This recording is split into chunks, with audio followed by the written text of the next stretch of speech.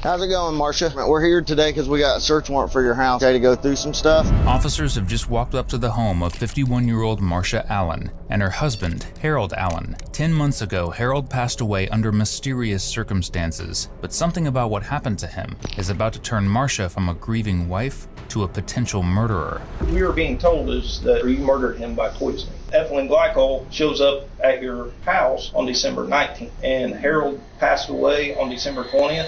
Marsha had ordered exactly half a gallon of ethylene glycol a day before Harold's death. Even 100 milliliters of it could prove fatal. And as this evil wife realizes that police know she is a killer, I didn't be here. I did not kill my husband. Every single cop inside this room has no idea that they have barely scratched the surface of what this woman has done. Her husband passed away because she needed that life insurance money. If there is something that you know, it's best if you discuss. I just smoke another cigarette. I'll explain the whole thing, but it's ugly. It's the early morning hours of September 19th, 2023, in the small town of Freetown, Indiana, and 52-year-old Marsha Allen calls police to report a burglary at her home.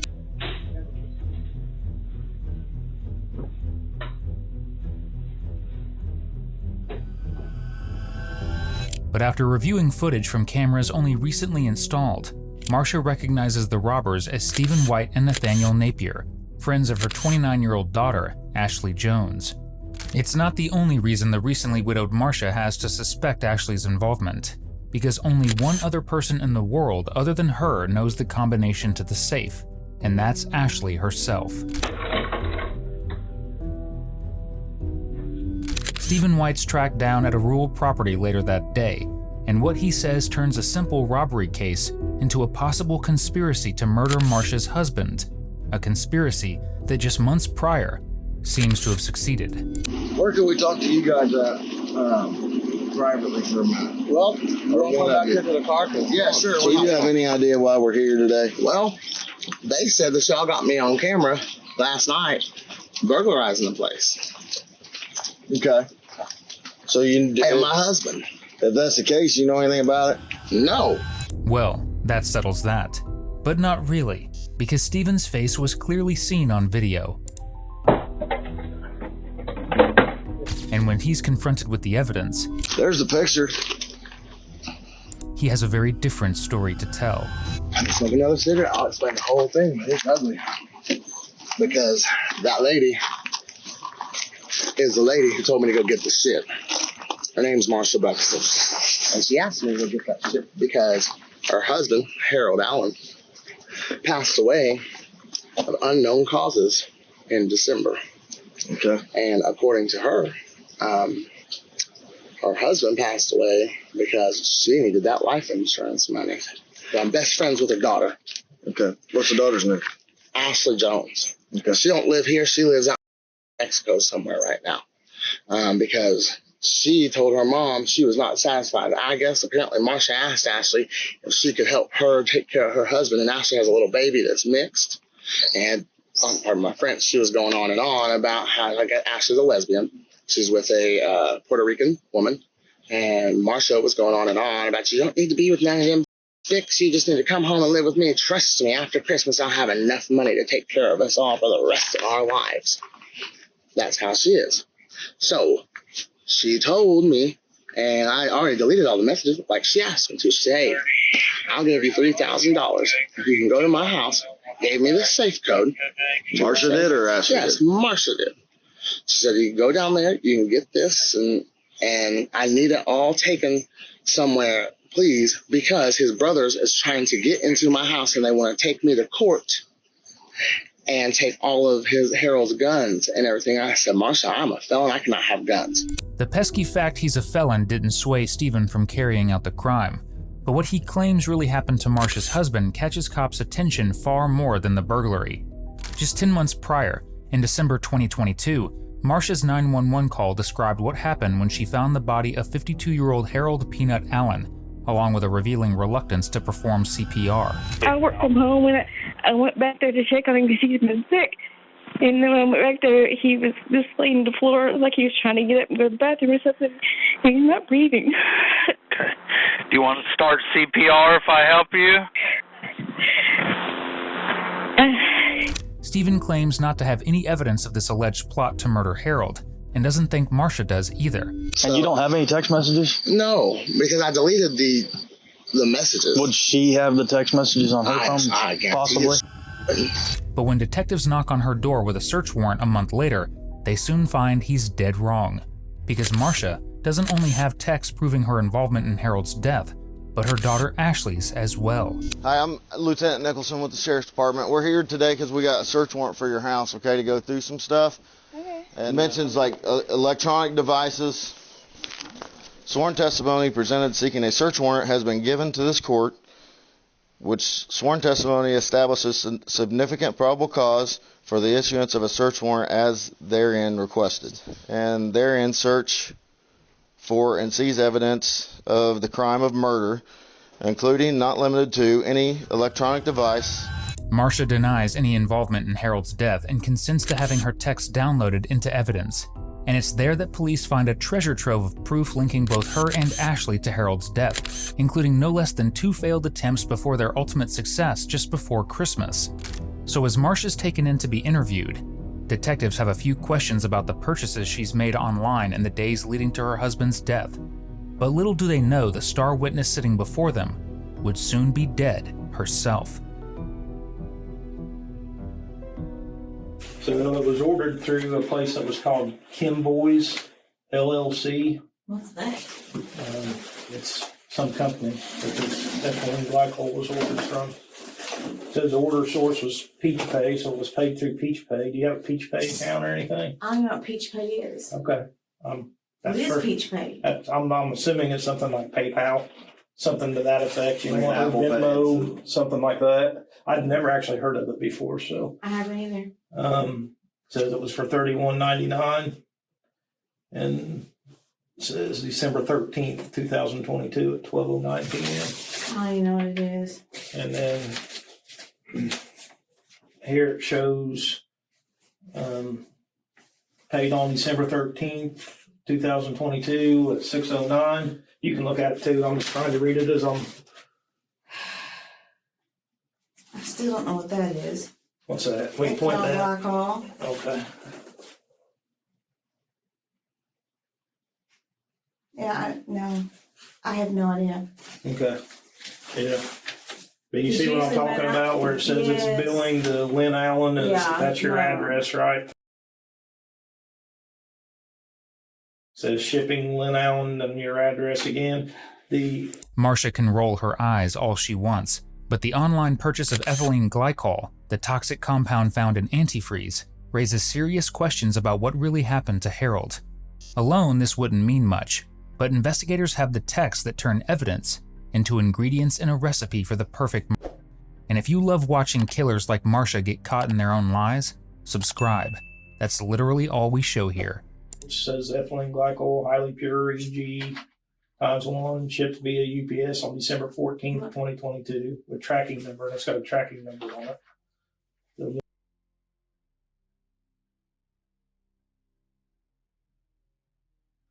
order has been exported to ship station. Order status changed from pending payment to processing. So, all right.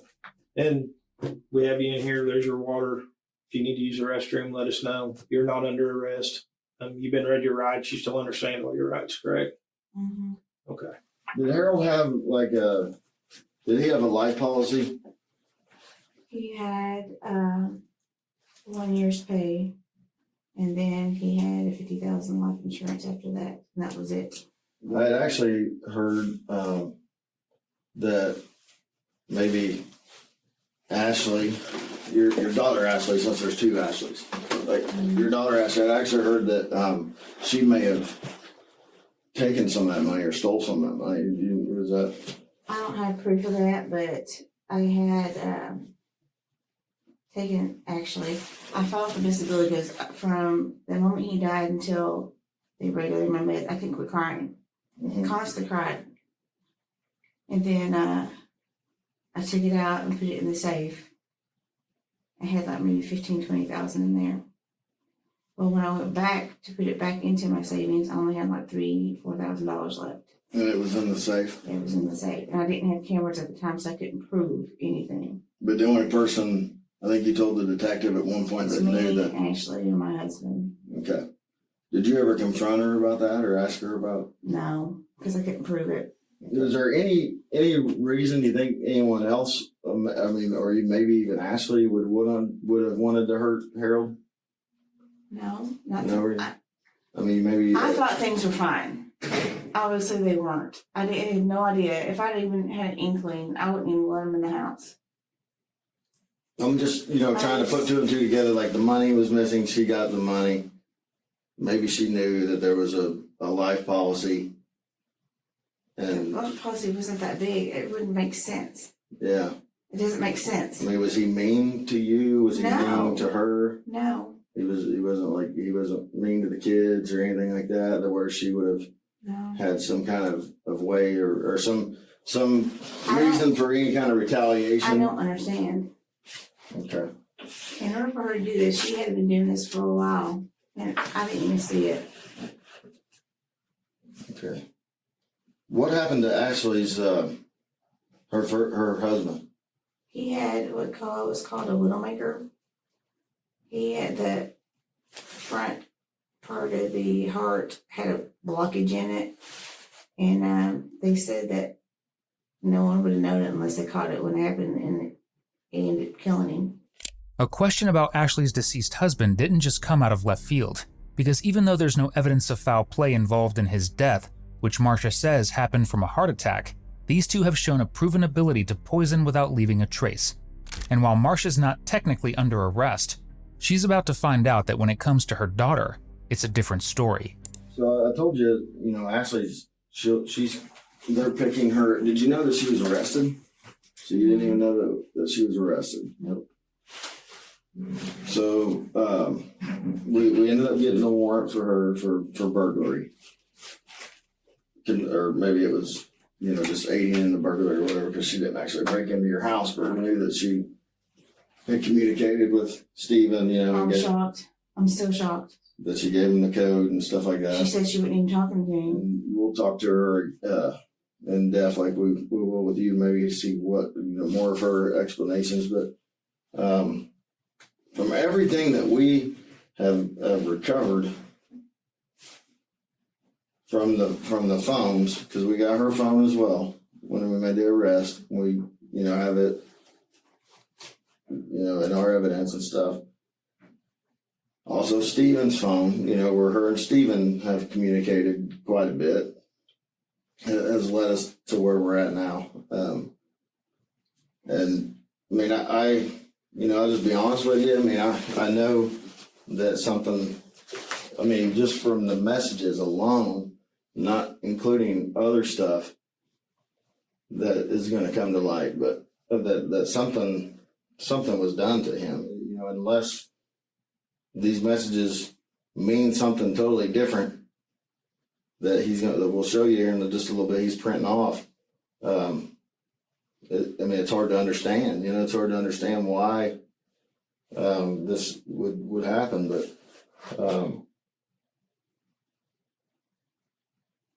But if you know that she did something, I don't want you. And I know it's your daughter, and I have kids. I have 3 daughters. I have 1 son.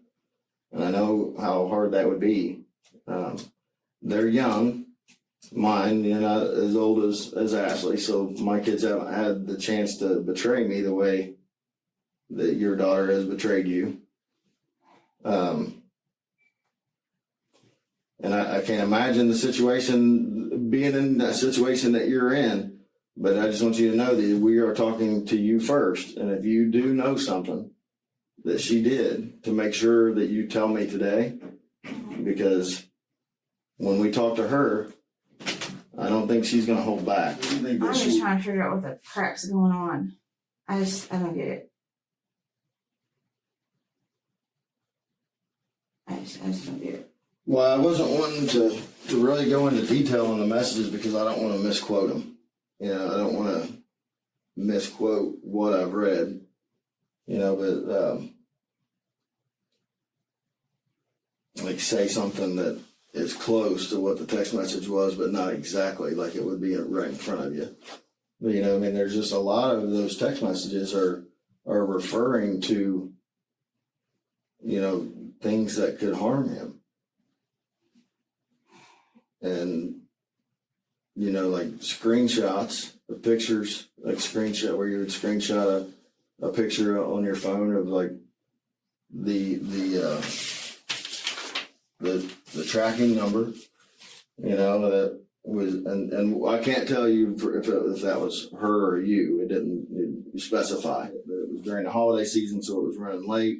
And then the day that it got there, you know, there was, like I said, I didn't want to quote the messages without, because it could be off a little bit, but like there was, like there's a delivery, you know, or something like that. So, but you know, it is Christmas. There's a lot of deliveries, but it's also the same day. At the house, I mean. But it was also the same day that this was delivered, and then it goes right into the floats, you know, the root beer floats. The detective clearly spells out the stakes. This is Marsha's one and only chance to set the record straight before Ashley does it for her, because the texts paint a clear and damning picture of the multiple attempts to take Harold's life in the months leading up to his death.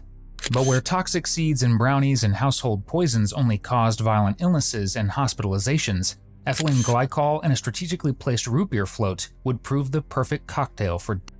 And then it goes right into the floats, you know, the root beer floats. We all had root beer floats. If that happened, we all would have had something done to us. Like I said, what's she gonna say? I mean, I know what she's gonna say. Just like he's lying. I mean, if she did do something to hurt Harold, is she gonna tell? I mean, she's probably not gonna tell me that. You know? I don't want to see why she would. That makes no sense to me. And see, I'd never talked to you, so I didn't know. I mean, I thought maybe that was something I ran through in my mind was maybe he was mean to her. Maybe he didn't like the kids. Maybe he wasn't. No, maybe there was something. He loved Violet. I don't understand any of it. And it is hard to understand. It's very hard to understand. So it shipped on the 14th. It arrives on the 19th. You guys have a conversation about that item arriving, but never mention what it is. Just that there's. We had at least 10 packages a day coming back in. I understand, but there was only one thing of ethylene glycol that came. Right. But so there's a lot of packages that probably come. It's Christmas time. I get that. I mean, I would do the same thing I did. I'd rather shop online than go to a busy store. But I would remember a thing of ethylene glycol coming to my house if I got it. You know, if I'm the one that retrieved it. Here, this is on December 17th. Okay, so this would be. What was it? December. What day did Harold pass away on? The 20th. The 20th. Okay. And this is from Ashley to you, and she says, "Yeah," and ZZZ quill tabs. That's what they give the kids to go to sleep. Right, and that's what I gathered. She said, "We still doing slushies tonight. LOL. I might get some new syrups like green apple. I think Walmart has one later. You have the cherry and blue. I have a little slushy making machine. Right, and then you said to her, you said, yes, do we have everything we need? She says, my shipping still says on the way, and it's not here yet, but it should deliver soon. They usually come around what time? You say, does it say out for delivery? This is still August 17th. She said, and it can't be with ice. I just saw that and thought OMG, duh, LOL. You said, what then? She said, OMG, finally away for a few minutes. He had to go potty.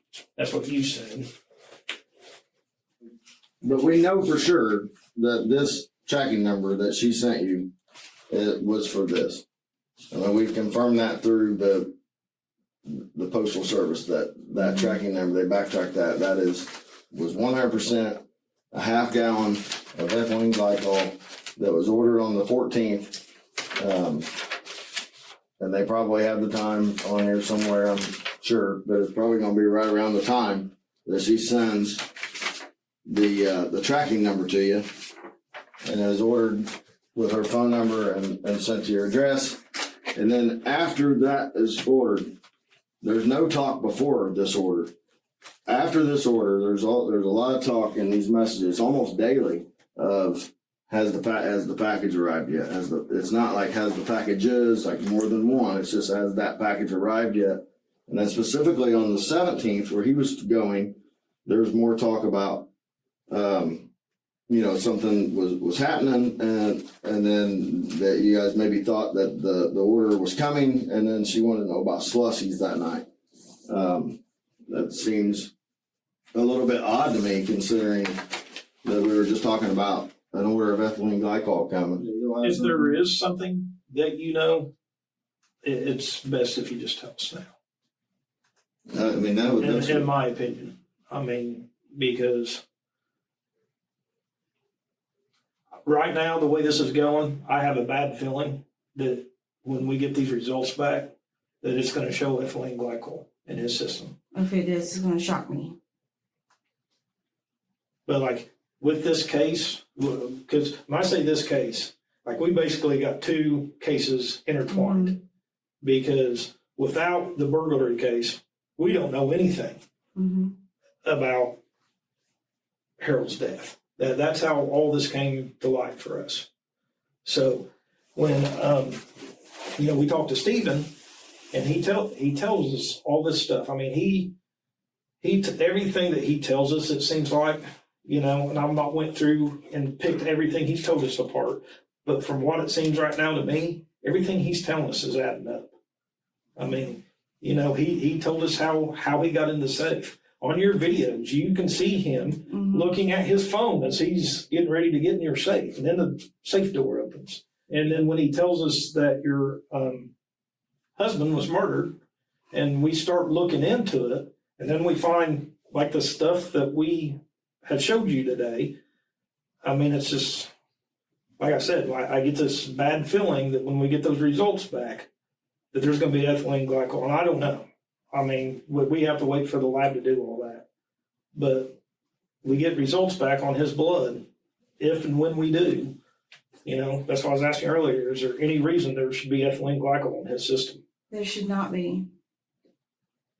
Is there any reason that ethylene glycol would have been sent to your house? Any other purpose for it? Not really. I mean, what is it used for? My understanding is it's basically, and I could be misunderstanding, but my understanding is it's basically used in, or used to be used in, maybe still used in antifreeze. But that's just a ingredient for antifreeze. Antifreeze has other ingredients besides ethylene glycol. But this was ordered as raw ethylene glycol all by itself, and came from this place in Texas. If it shows it, I would be surprised. It would take weeks for an autopsy to be performed on Harold and a toxicology report taken, but detectives still have ample evidence to believe that ethylene glycol poisoning was the real cause of death. And while Marsha would be free to leave that day, her shocking actions that night set investigators back to square one. Marsha Allen took her own life. But with Ashley now in custody, they have someone else who can shed light on this sordid story. She was interviewed the very next day, before her mother's body was even found. Like I said, your mom was in here yesterday. We talked to her for quite a while. A lot of what we talked about was about the death of Harold. We have some text messages from your mom's phone. She consented to a download. And there was some text messages on there that we had some concern about. The meaning of those text messages.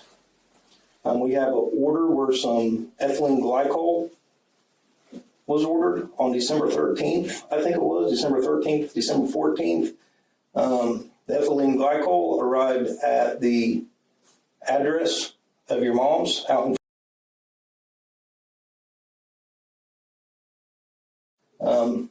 on December 19th.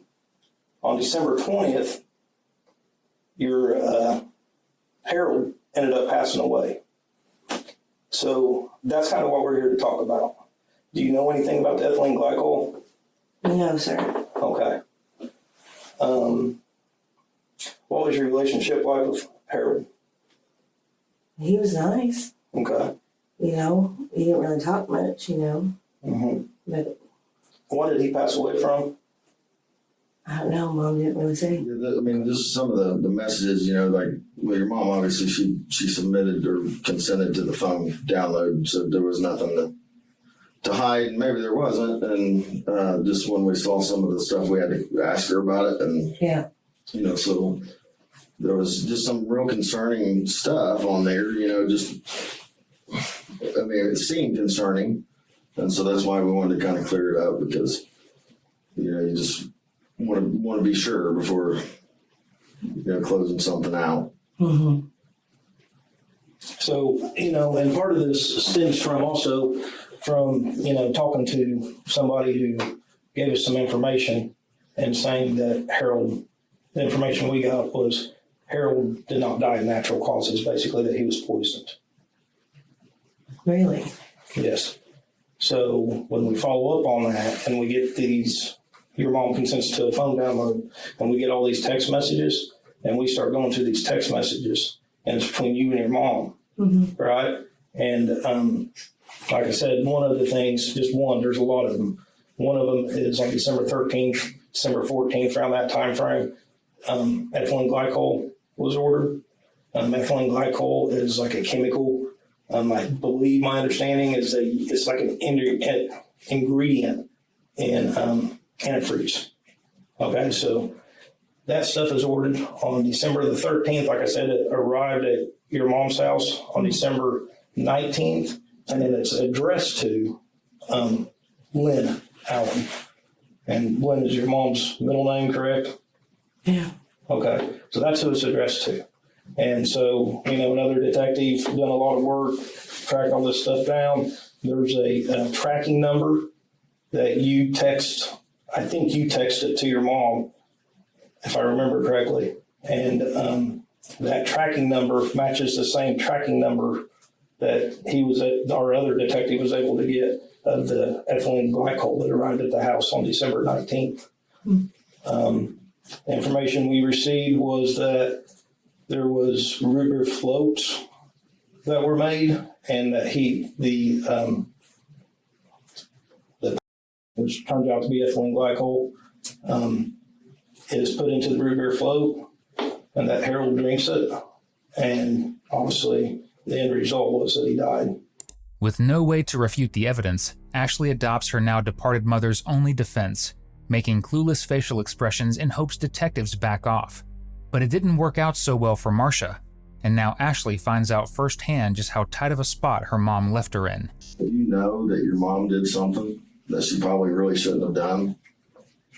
I mean, your mom told us quite a bit yesterday, so I mean, you know that actually, I mean, do you think your mom's capable of doing something like that?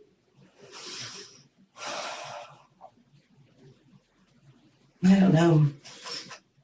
Has your mom ever, you know, tried to... Bouts of depression, so I don't know. Did he go to Tennessee, like, kind of right close to the time he died, maybe back in November, around Thanksgiving?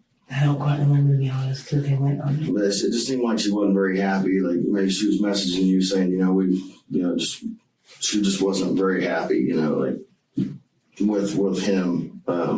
So it's raised a lot of concerns with us, and you were probably the person that knew what their relationship was like, you know, more than anybody, and I don't want you to have more issues. So if you know that she did something with your accounts, or that she ordered something using your accounts, or you think she's capable of this, I mean, I don't know that she did, but I mean, she's capable of whatever. She's very intelligent.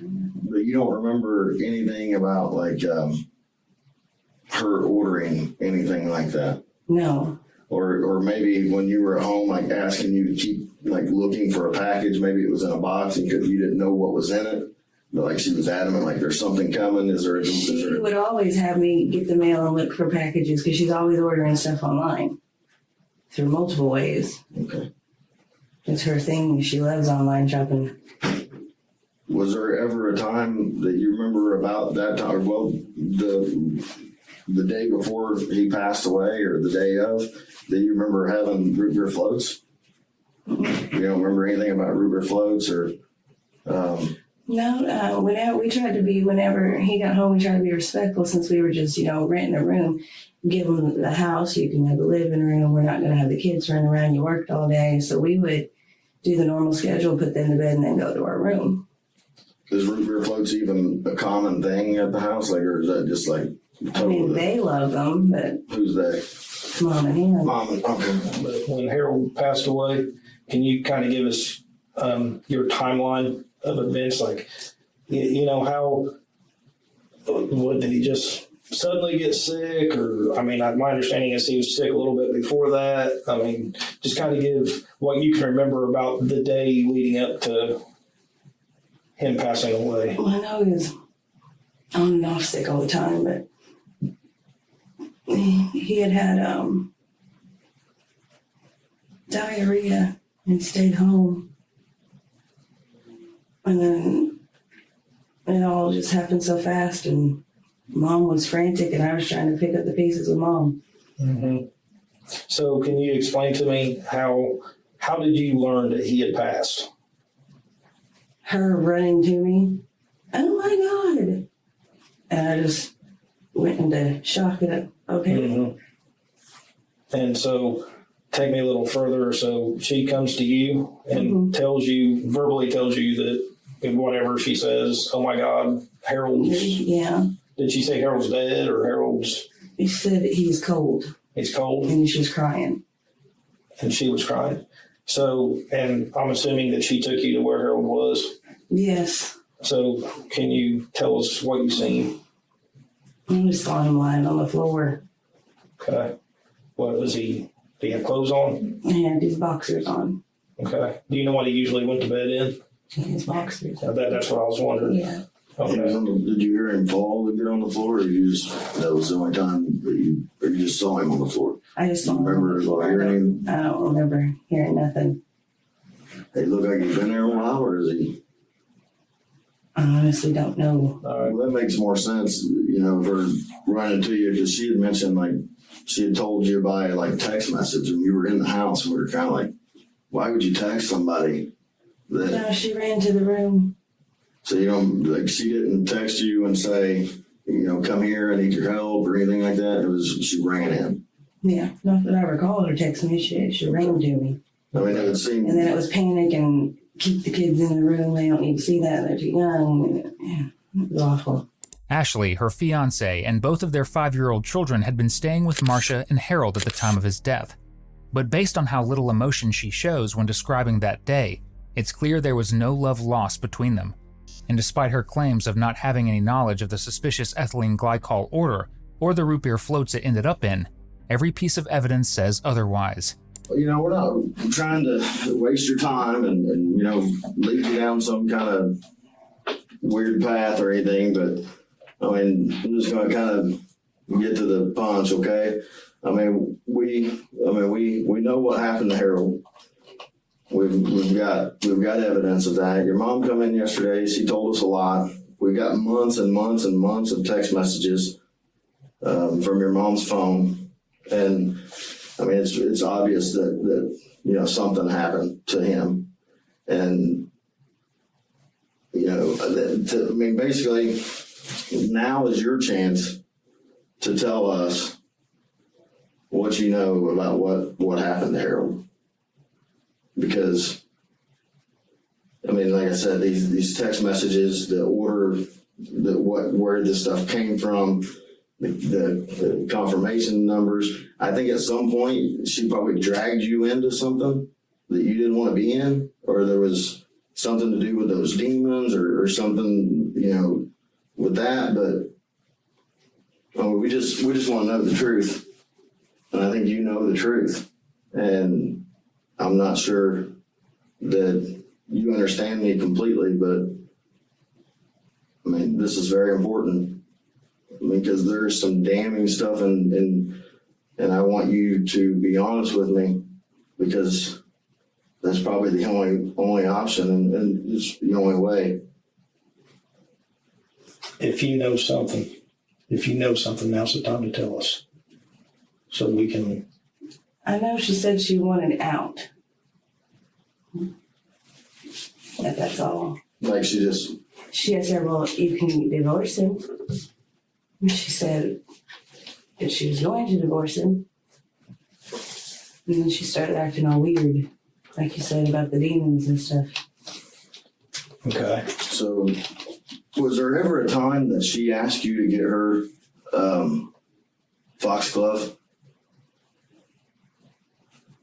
She asked me what it was, and I said, that's not good. You know, they don't, I don't even think you can have that. What is foxglove? It's just, it's a plant. From magical herbs to demonic possession, Marsha was a true believer in everything New Age. And while Ashley claims she only played along to humor her, her texts say otherwise. But while foxglove isn't known to have magical properties, it is known to have deadly ones. But Ashley claims no knowledge of any such plot, and seems more than willing to let detectives think Marsha acted alone. Why do you think she would ask you? Like you think she was trying to bring you into that too? Or try to? I don't know. She was always asking me weird stuff. I'm like, I know more than you. Look it up. I don't know what you want me to tell you. Was the foxglove is, we had to look up a little bit and haven't researched it too much, but it seems to be that it's poisonous to animals and humans. Do you ever remember a time that she asked you to search on Google or search an internet search on where to get ethylene glycol? And she asked you to do it for her so she didn't have that on her search history? Not ethylene glycol, the plants and stuff, but like I said all the time, she'd say, let me get your phone. Just merely from the text messages, I won't be the least bit surprised that this ethylene glycol is in his system. So, basically, why, one, did somebody do this to him? And two, who did this to him? Was your mom struggling financially? She was. She's always been worried about finances since her youth. Okay. Because they were poor. And was there a life insurance policy that you're aware of? There was, but it didn't go to her. Okay. Who did it go to? His brother. Okay. All right. I know she mentioned of wanting to take that way out, and I told her that that's not the way to go, and it should be damned for it. Can you said, I think I know what you mean, but when you say your mom mentioned taking that way out, can you be more specific? She wanted to get rid of him. In what way? Because you mentioned divorce earlier. No, she didn't want to divorce him. I said divorce. She wanted to be free of him completely. She wanted him dead. And I said, you're going to go to hell for that, Mom. No matter what happens, you're going to hell. So she asks you about this, or she tells you that she wants him dead. And I said, for what? And that was going to be my next question. And why? She said, he cheats. He puts hands on me. He spends all of our money. I have to be the man. I was like, you can leave. So, and then she started asking crazier and crazier questions, and now it is making sense. So we use the word ethylene glycol a bunch today. You say she's never mentioned that. When she said she wanted him dead, and she basically asked for your help, you're saying, right? Yeah, she tried, yeah. So like when you say she would ask you all these questions, and you're like, why would I know? So explain like what she asked. Like what was she asking you for your help? I guess because I used to be a pharmacy tech, she was asking me like, well, what is the adverse effects to insulin? What's the adverse effects to this? Things like that. And you knew then that that's what she was wanting to know, right? You're like, hey, you said you're going to go to hell for this. But you knew that that's why she was asking, assume that she's planning something. didn't think I thought it was more like, you know, you daydream about something to let it go and not ever do it. You know what I mean?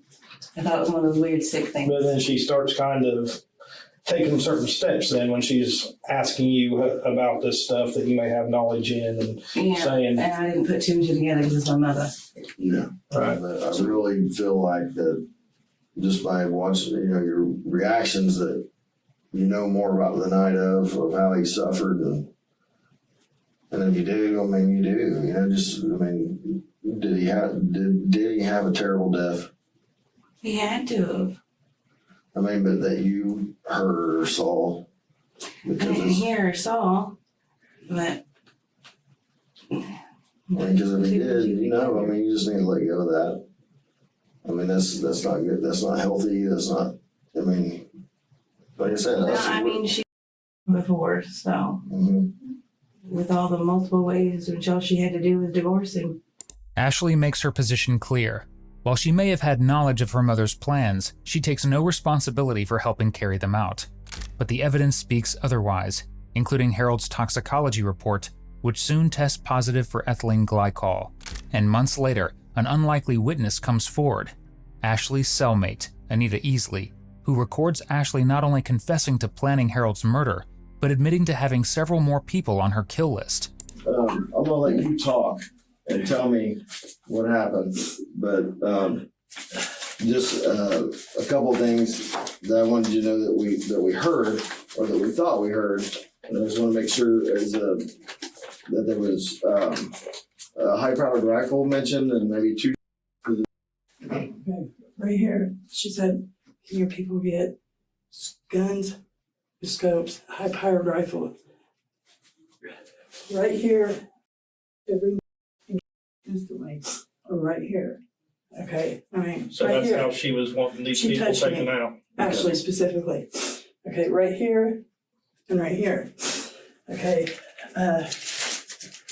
this is, and she had this guy on 2020 wanted to do her case. Joe told her not to. I was up here, she called him, he didn't answer. Okay, this is Stephen White's mother. This is her handwriting, not mine. So she wrote all this? Yes, even prayer. These guys are in FPOD. Okay, this is her Facebook account. This is so I can stay in touch with her. She wants me to find him. She wants me to find her pro bono. Okay. Michael. That's number 2020. She said it's her grandmother's mom's apartment. But if my black Ram truck is parked there, it may still have Indiana tags. She did is look for apartment with black. This is the layout of the apartment building where she's wanting them to shoot. Because I told her about the Who was she wanting her to shoot? Ashley, she just said take out the little girl. I don't know if you guys heard that. Okay, well, it should be on the other one. Yes. And then she was, when she would whisper, she grabbed my leg like 5 times. So I kind of, I didn't want to grab that, but I leaned in. You know what I'm saying? Okay.